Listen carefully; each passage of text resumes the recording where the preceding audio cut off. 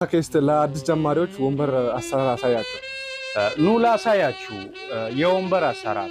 የወንበር አሰራር ብዙ ጊዜ ለአዲስ ባለሙያዎች ሳይሆን ለነባሮችም የስራ ቅጥር ሲኦሲ ይባላል። በፈርኒቸር ዙሪያ ላይ ኑ ላሳያችሁ። አንደኛ ላይ እዚህ ጋር ፎር ስኳድራ ይባላልና ሜትር ጠጋ አድርገ እዚህ ጋር አሳያቸው። እዚህ ጋር ሜትሩ ይታያል። እዚህ ጋር 49 ላይ ነው ያለው። በዚህ ሳይድም እንደዚህ እናረጋለን። ሰፋ አድርገ አሳያቸው። እዚህ ጋር 49 ነው የሚባለው። ይሄ ፎር ስኳድራ ይባላል።